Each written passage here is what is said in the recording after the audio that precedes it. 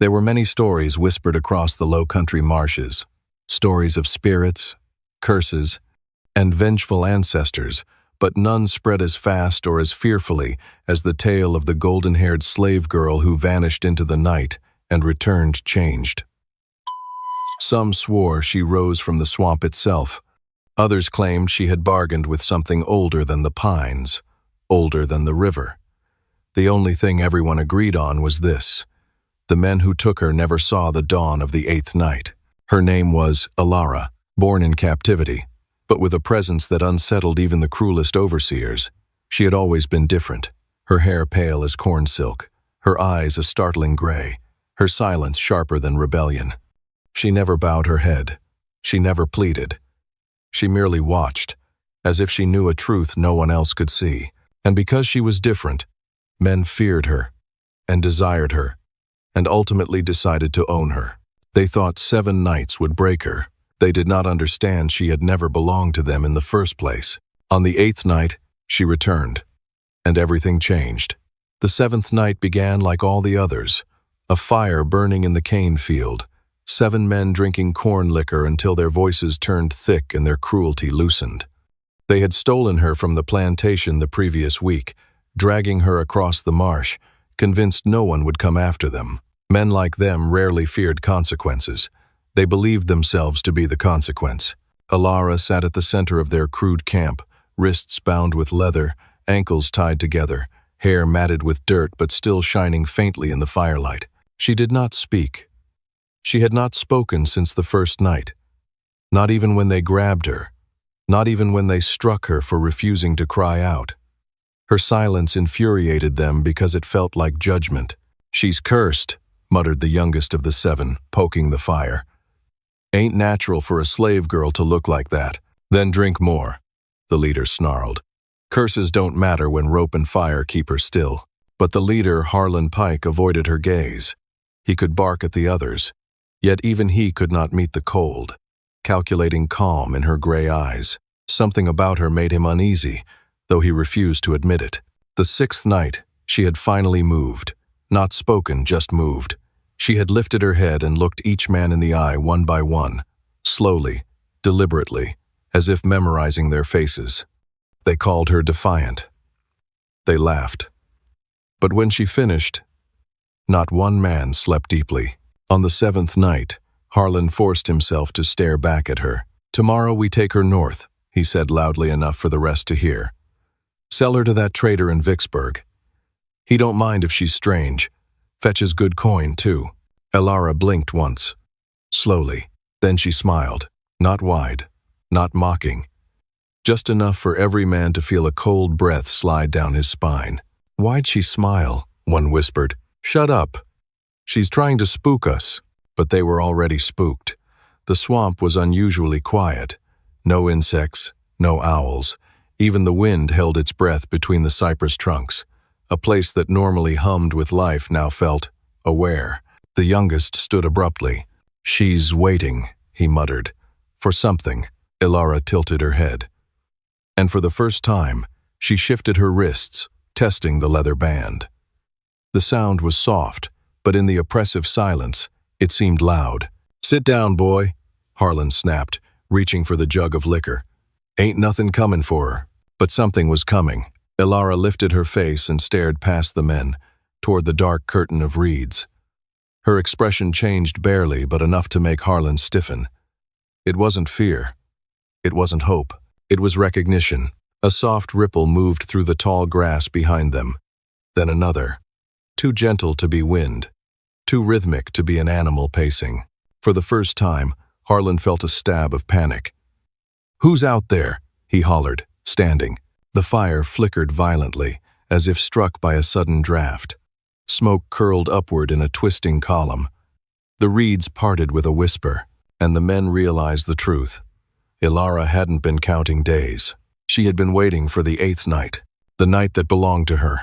The light from the fire reflected in her eyes, and the quiet, chilling certainty in them made every man take an involuntary step back. Her bonds began to loosen not by force, but as if the leather itself had grown brittle in an instant. Harlan swallowed hard. What are you?" Ilara did not answer, but the reeds answered for her. Something moved among them, multiple shapes silent, deliberate, impossible to count. Ilara stood. Her rope slipped to the ground. The 7th night ended. The 8th had begun. The night she reappeared, the settlement had just begun to sleep. Lamps dimmed, crickets hummed, and the last whispers of supper smoke curled into the dark. No unexpected footsteps, certainly not hers. The golden-haired slave girl, Aurelia, who had vanished 7 nights prior, was believed dead, or worse. Her captors had told the overseer she had run off toward the river. Nobody asked more questions, nobody wanted answers. But answers walked through the main road that night. Aurelia emerged from the pines barefoot, her dress torn into ragged strips, her arms scratched with branches, her mouth set in a line too still, too calm. She carried a small bundle of plants tied with river reeds. The moonlight glinted off her hair, once bright as grain but now matted and darkened by the ordeal. Yet she walked upright, unbent. The first to see her was a field boy sleeping on the steps of the smokehouse. He gasped, scrambled back, and whispered, You came back." Aurelia did not slow. Her eyes moved over each building, every corner, mapping where things now stood. Her silence was not fear, it was strategy. Words spread quickly. Doors creaked open. Faces peered out. White and enslaved alike stared with disbelief. Some crossed themselves. Others stepped behind shutters as if she were a ghost returning for vengeance. The overseer pushed through the gathering crowd, jaw tight. He had prayed the rumors would die, prayed she would never return. Seeing her alive set a tremor he could not hide. "Aurelia," he barked, as though her name were in order. "Where have you been?" She looked at him steadily. The voice she used was soft, but every syllable landed like a stone. "I learned everything I needed to." He stiffened. The men who had taken her, the roaming hunters who passed through the region, who offered help to plantations in exchange for coin and cruelty, had promised him she would never return. The story had been convenient, tidy. But now she stood only a few feet away, her presence unraveling every lie he had constructed. "Girl," he tried again, stepping closer. "You've caused trouble. We'll talk in private." She walked right past him, straight toward the master's house. Gasps followed her. This was not how a slave returned after 7 nights missing. This was how a woman returned who had made her choice. And her choice was not submission. The master, a weary man who pretended ignorance whenever cruelty occurred under his roof, opened his door as she approached. Candlelight spilled over her like a torch flare. He froze. She bowed her head respectfully, yet her eyes stayed lifted. "Sir," she said, "I need to speak." His wife appeared beside him, tightening her shawl. "This is improper." She comes back filthy, half-dressed, and marches herself to our doorstep like a... Aurelia's gaze cut to her, holding steady. The mistress fell silent. The master finally exhaled. "Very well," he said. "Come in." Aurelia stepped over the threshold, but before the door closed, the mistress noticed something and grabbed her husband's arm. "Wait," her wrists. Everyone saw it then. Dark bruises ringed them, finger-shaped, deliberate, a violation that required no explanation. The house fell silent. Aurelia stood still, neither proud nor ashamed, only patient as if she were allowing them a moment to understand that she had not returned as she was taken. "Who did this?" the master asked, voice low. Aurelia looked not at him, but at the overseer standing outside the doorway. And the overseer's face drained of color. The master's expression twisted anger, guilt, something else. "Tell me who did this to you." She lifted her chin. "I will tell you everything," she said. "But not tonight." The mistress scoffed. "And why is that, girl?" Aurelia touched the bundle of plants tied to her hip, the reeds stained with something darker than sap. "Because," she said softly, "tonight is not for speaking." She stepped out of the house, leaving the master frozen and the mistress trembling. As she walked down the steps, she looked back only once to the overseer. He stumbled away from her stare. The crowd parted for her like water around a blade. Some slaves reached out timidly, brushing her sleeve, whispering her name in awe or fear. Aurelia simply nodded and kept walking toward the abandoned barn at the south edge of the property. And though she said nothing more, every man who had ever raised a hand against her felt the same chill. She had returned marked. She had returned changed. And whatever she had survived in those 7 nights, she had not escaped it. She had mastered it. By the time the sun cracked over the ridge on the 7th morning, the men who had held her captive were certain of only one thing. She had not died the way they expected. They had found her chains snapped like brittle reeds. They had found the iron door bent outward as if pushed by something with strength no human girl should possess. They had found the prints of her bare feet leading into the cypress swamp. But halfway through the mire, the prints changed, lengthened, as if the girl had begun striding, not stumbling, as if she walked with a purpose rather than fleeing in fear. And then the prints simply stopped. It made the men nervous in a way they did not speak aloud. Some of them insisted she had drowned. Some claimed she had been eaten by gators. Some said she wandered and perished from exposure. But others, those who had glimpsed the strange glow in her pale eyes on the first night, those who had seen the way she never cried, never begged, those who had watched her bleed without collapsing, they whispered something else, something dangerous, something close to truth. "She ain't human," one muttered, staring into the trees. "That hair ain't natural," said another, spitting, trying to appear braver than he felt. "Girls don't break iron," whispered a third. No one wanted to admit the final thought aloud. What if she came back? So they pretended to move on. They sharpened knives, loaded rifles, paced the wooden floorboards like trapped wolves, drank until their hands stopped shaking. But nothing, no ritual, no bullet, no hard liquor could stop the feeling gnawing at the back of their minds. The 8th night was approaching, the night she had promised. Not with words. Her silence had been worse. On the 7th evening of her captivity, before she vanished, she had turned her head slowly, unnervingly toward the man nearest her. Her face had been bruised, split, shadowed by torchlight. But her eyes had glowed like moonlit glass. He had slapped her for staring. She didn't flinch. She only looked at him with that strange, eerie calm, as though she were memorizing the shape of his soul for later use. It was that look he could not forget. It was that look that woke him every night since. And by the 8th night, the night she had vanished for exactly 24 hours, none of the men dared leave the cabin. None dared speak above a whisper. None dared acknowledge that the girl they had stolen, held, violated, and tried to break, might still be alive. Outside, the wind scraped against the roof like fingernails. Inside, lanterns flickered despite there being no draft. The youngest of the men, just 20, a trembling boy pretending at manhood, sat with his back against the wall, knees tight to his chest. He stared at the window as if expecting her face to appear at any moment. "She ain't comin' back," his older brother murmured, though the words tasted like lies. "She's dead out there." But even he didn't believe it. Not after seeing the way their traps had been sprung from the outside. Not after hearing the dogs howl and then go silent. Not after the creek water turned gold at sunset, the same strange gold as her hair.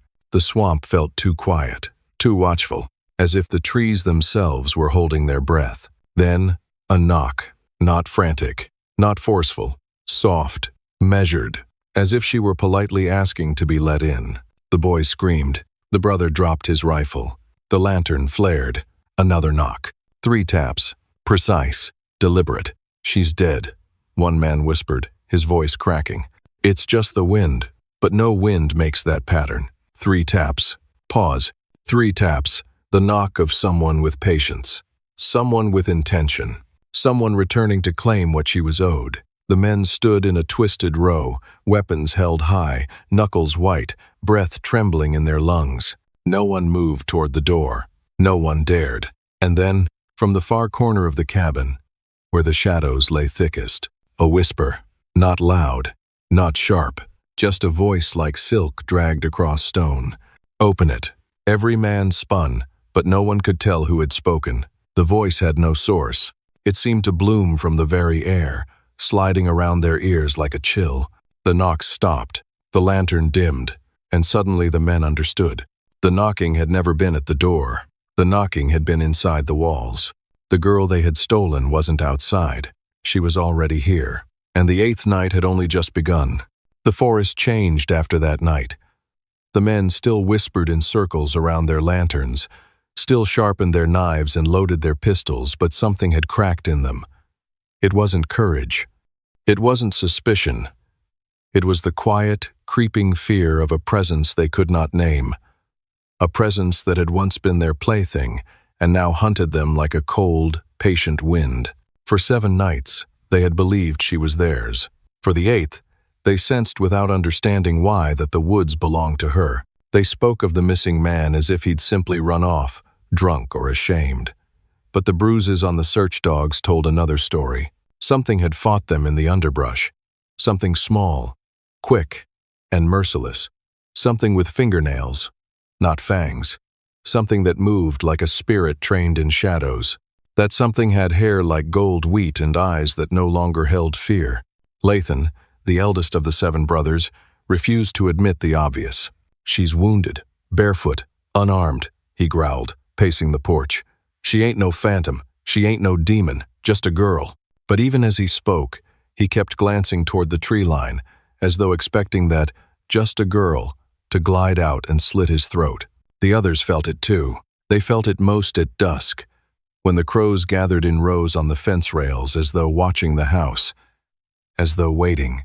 And every night, as the sky dimmed, the air filled with a low, rhythmic sound, a scraping, a dragging, a weaving. They didn't know what it meant, but she did, because while they slept or pretended to, she built something in the woods. The golden-haired slave girl, once fragile as a willow branch, now moved through the trees with purpose. She had collected the broken wagon planks, the rusted iron hoops, the torn canvas from the men's old hunting tents.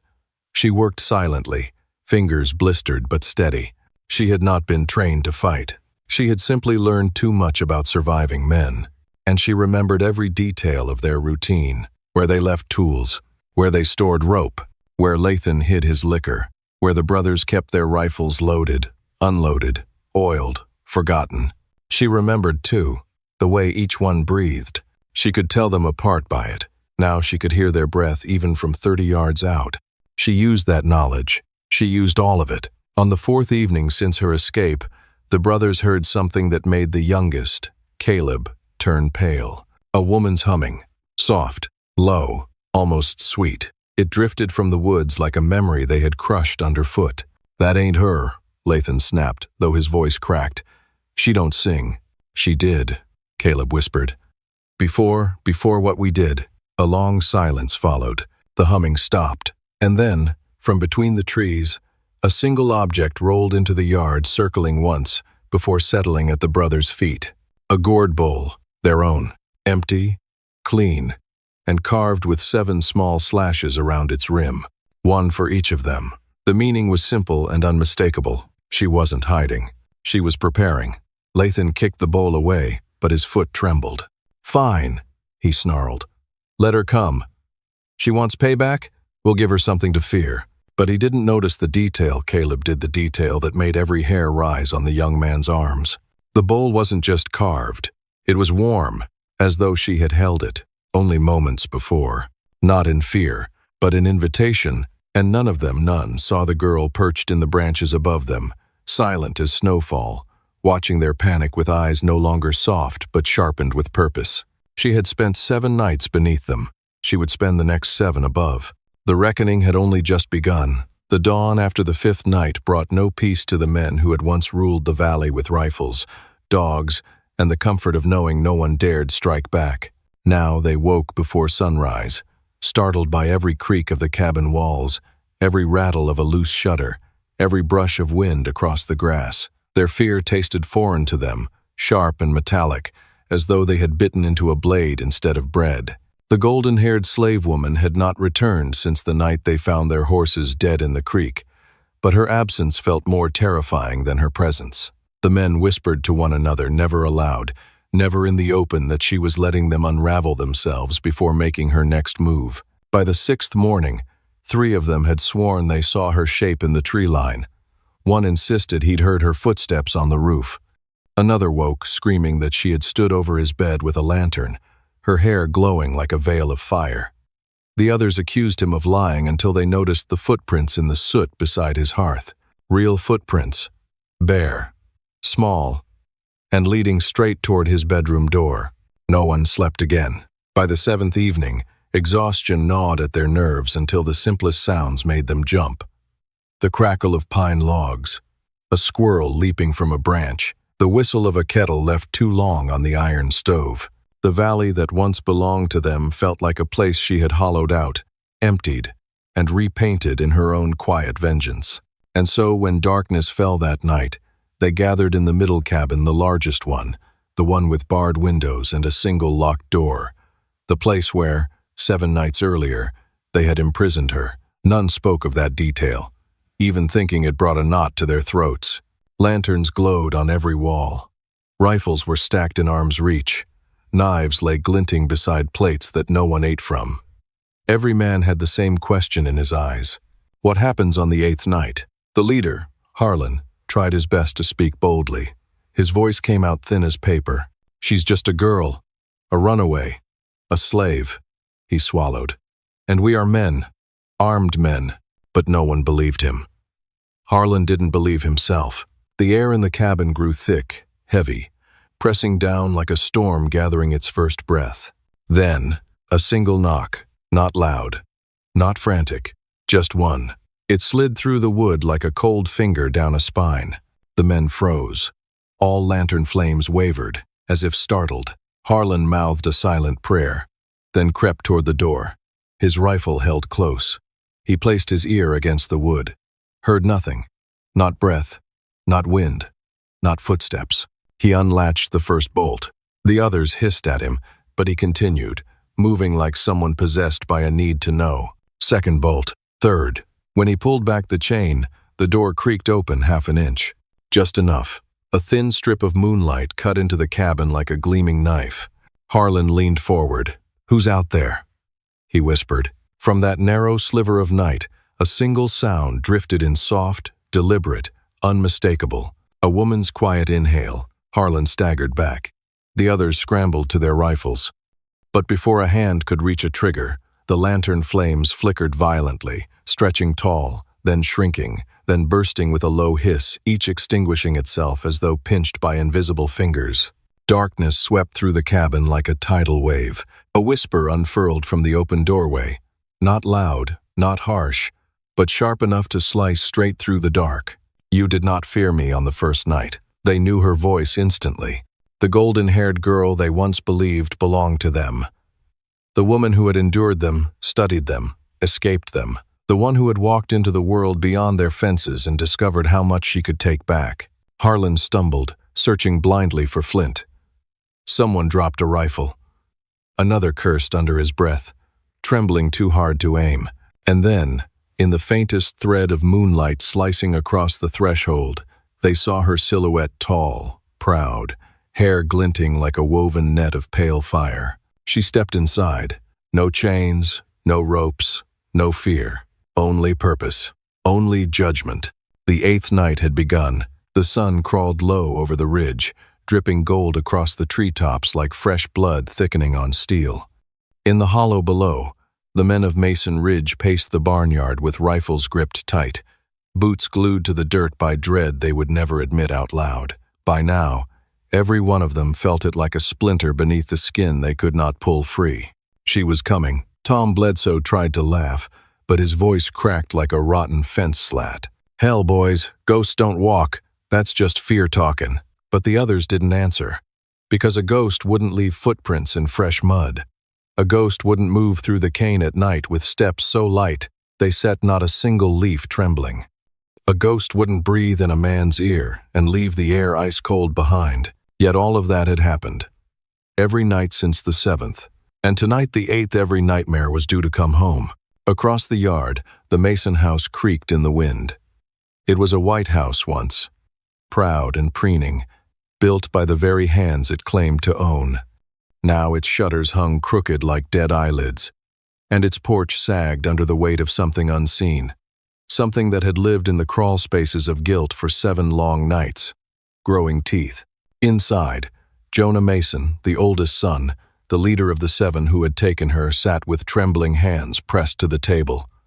He hadn't slept in 3 nights. The others had fled the ridge, but he stayed because he understood something they didn't. Running never saved a guilty man, not from her.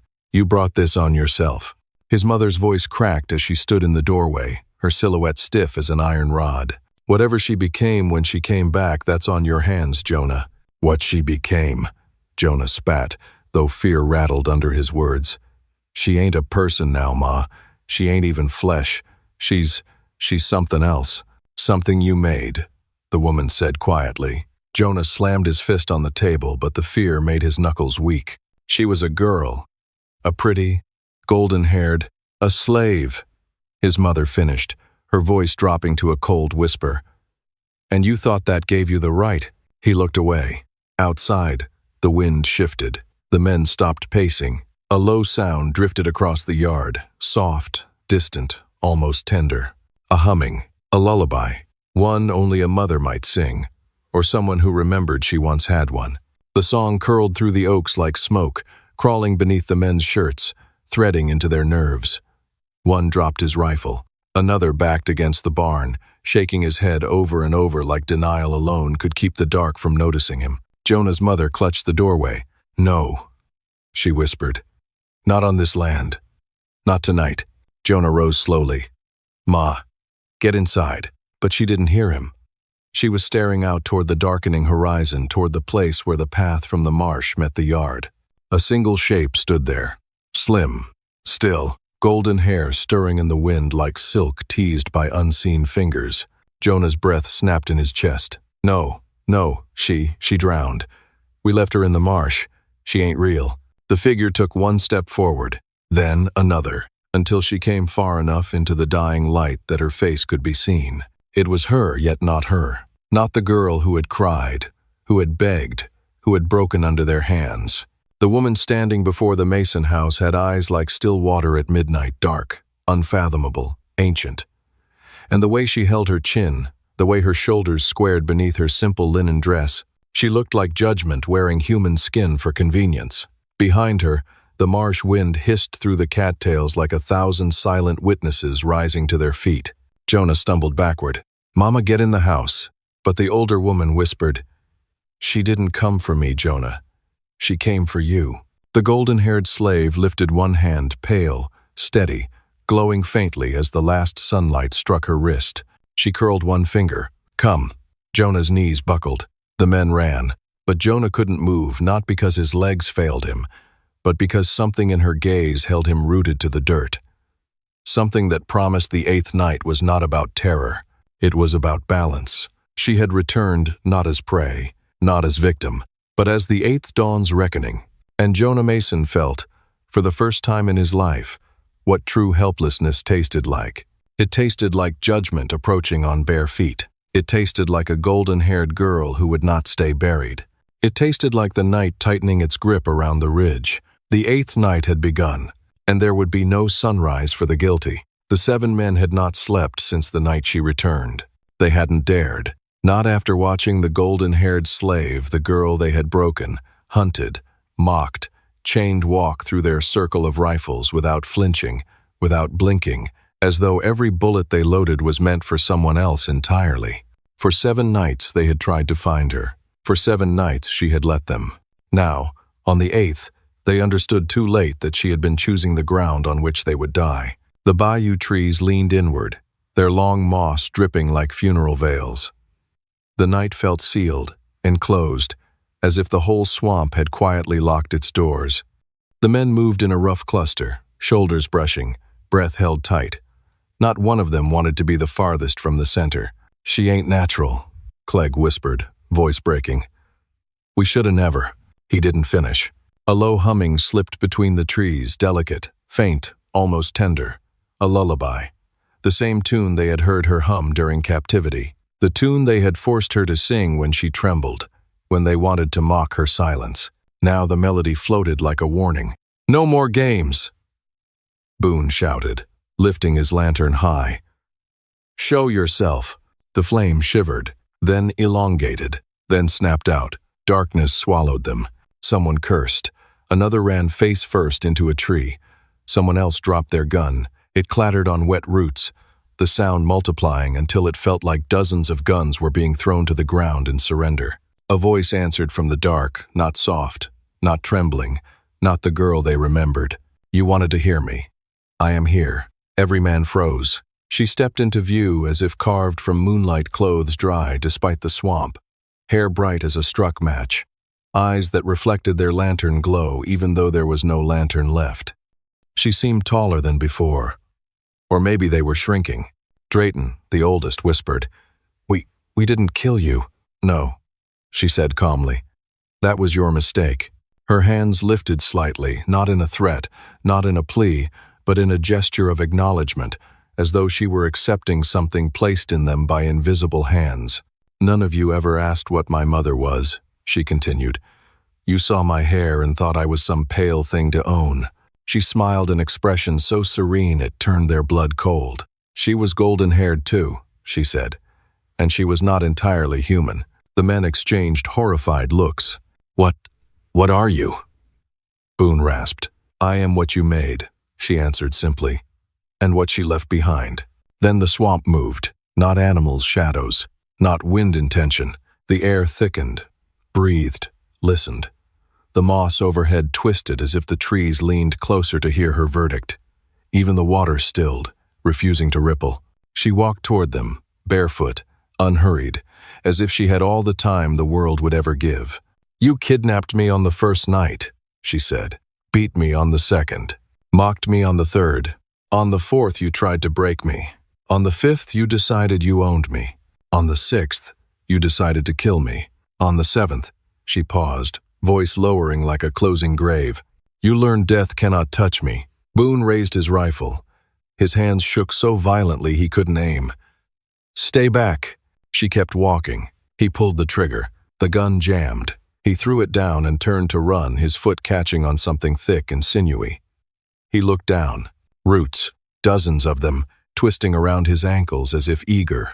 The men scattered, screaming, slipping in mud, tripping over vines that hadn't been there seconds earlier. Every direction led them in a circle. The swamp had rearranged itself around her. Drayton fell, clawing at the ground. "Let us go, for God's sake." "For whose sake?" she asked gently. Her hair lifted on a wind that did not blow. One by one, the men were dragged closer, not by her hands, but by the swamp itself, pulled as if gravity had shifted beneath her feet. They clawed at tree trunks, at mud, at each other, leaving long streaks in the soil. Their screams bounced off water and moss, echoing back at them with no place to escape. "You wanted judgment," she said, voice like an ancient verdict. "Here it is." The ground beneath them trembled, not violently, not angrily, but like a mouth preparing to close. Their lantern, long extinguished, flickered back to life for one brief second, as if giving them a final look at her face.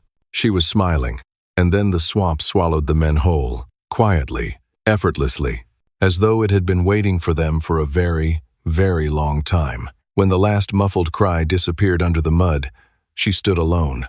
The night sighed. The trees eased their posture. The water resumed its slow breathing.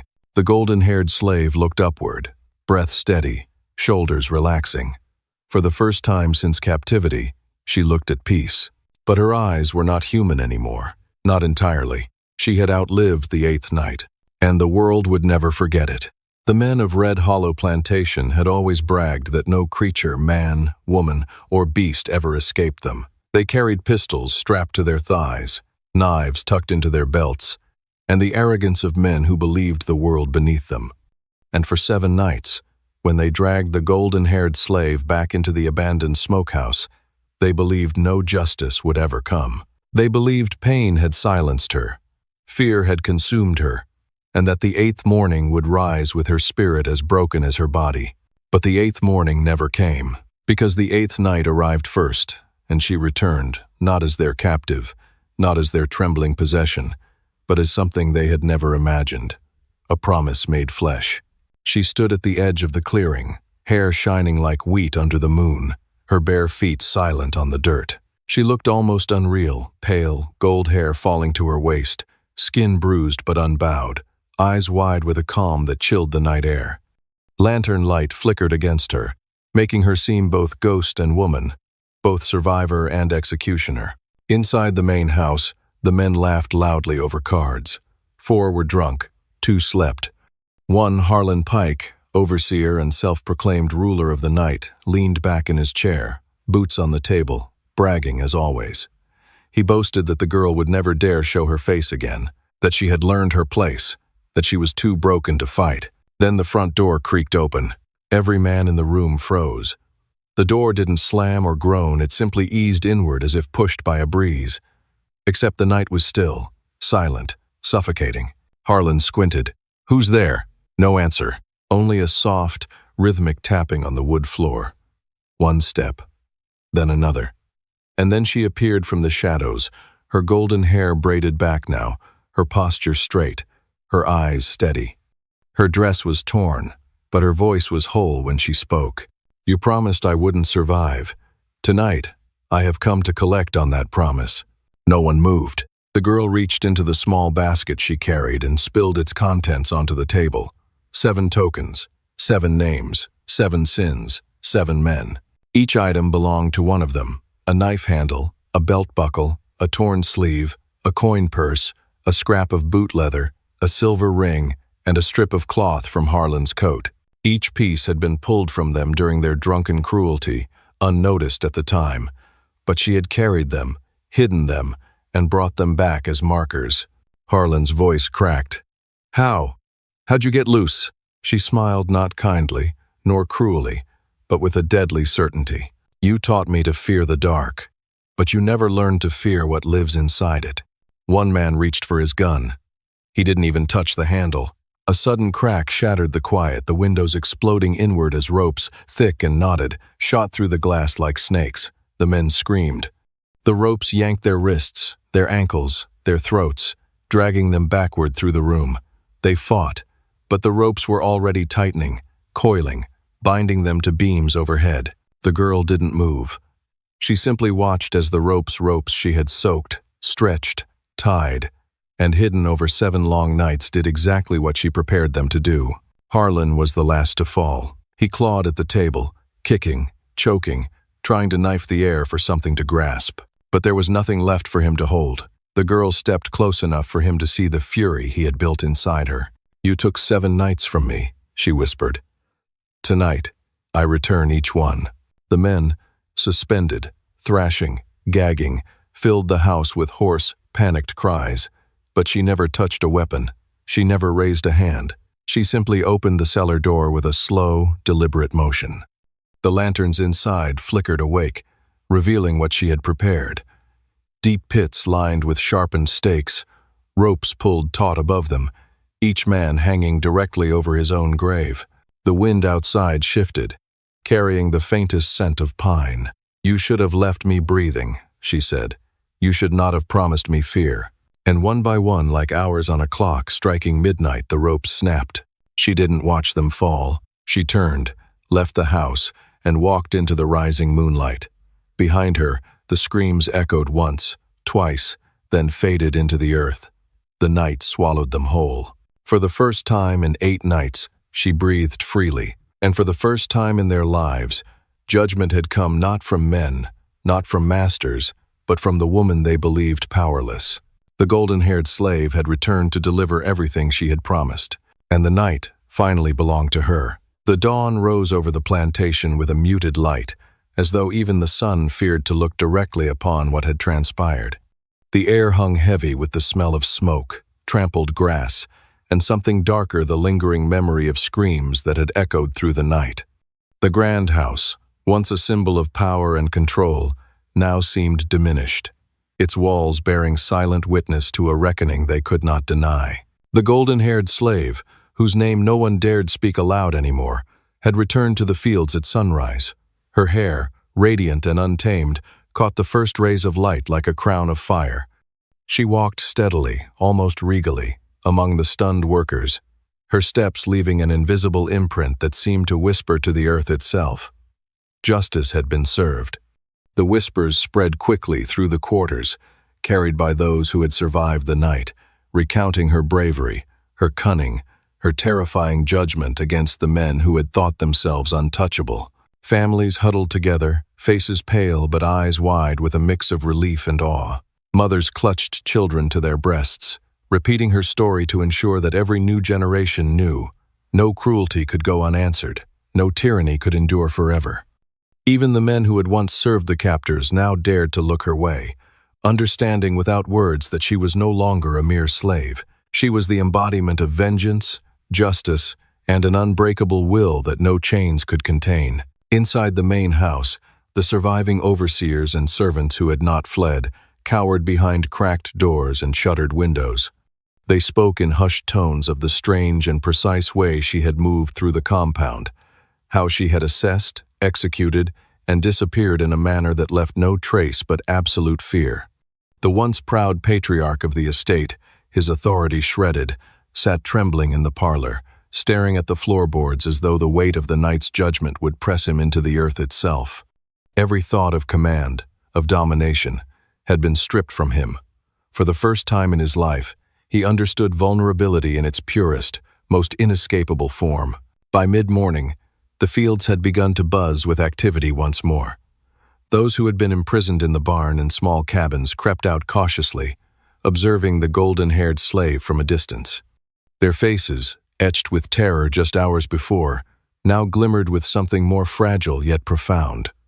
Hope. In whispered conversations, they vowed to protect one another, to honor the courage of the woman who had struck terror into the hearts of those who had enslaved them. Even the youngest among them, children who had witnessed only cruelty, felt the stirring of something new, the seed of defiance, the possibility of freedom. The golden-haired slave herself did not speak of the night. She moved with calm precision, tending to the wounded, checking on the terrified, guiding those unsure of what to do with the broken remnants of their lives. Her hands, steady and strong, were the same that had delivered punishment, but also the same that now offered care and reassurance. Her silence was a lesson. Power needed no boasting, vengeance no explanation. By evening, the estate was unrecognizable. Fences had been torn, gates swung open, and the oppressive presence that had hovered over the property for decades seemed to have dissipated into the wind. Fires that had been started in terror had burned themselves out, leaving only the charred skeletons of structures as reminders of past horrors. The survivors, now free in spirit if not yet fully in body, began to organize themselves, quietly rebuilding lives that had been shattered. Their conversations revolved less around fear and more around strategy, solidarity, and the golden-haired slave who had shown them the impossible, that courage and wit could overturn generations of oppression. As night fell, the woman herself stood atop a small rise, gazing down at the plantation that had once imprisoned her. The moonlight caught the strands of her hair, turning it to gold that gleamed like sunlight against dark waters. She whispered to no one, yet it felt as if the world itself had paused to listen. A vow, an unspoken promise that she would always stand against cruelty, that no hand raised in malice would ever go unchecked again. And then, as silently as she had arrived, she vanished. Not a trace remained, save for the whispers of those who had witnessed her deeds and the knowledge that a new legend had been born. Stories of her courage, her cunning, and her relentless pursuit of justice would travel far beyond the fields of that plantation. They would grow with each telling, embedding themselves into the folklore of a people who had learned, through her actions, that even the smallest flame could ignite a revolution. In the weeks that followed, the estate remained quiet, almost reverent. The once feared men were either gone, scattered, or too broken to maintain control. The workers, now emboldened, spoke her name with a mix of awe and reverence, teaching their children to understand that power belonged not to wealth or titles, but to those who dared to act when injustice reigned. And in the quiet corners of the land, under the silver gaze of the moon, some swore they could still hear the soft rustle of her hair, a reminder that justice could walk among them, unseen but unyielding. The legend of the golden-haired slave spread beyond the boundaries of that plantation, carried in song, in whispered tales around fires, in the quiet prayers of those seeking courage. For generations, she remained an unshakable figure, both a warning to the cruel and a beacon for the oppressed. And though her presence was rarely seen again, the memory of that 8th night when a captive became the arbiter of fate endured, immortalized in the hearts and stories of all who had lived to tell it. By dawn of the following year, the plantation had transformed, not through walls or gates, but through the indelible mark of fear, respect, and hope left behind by a single woman who had dared to reclaim her power. And somewhere, far beyond the sight of men, she walked free, a silent guardian of justice, her legend unbroken, eternal, and untouchable.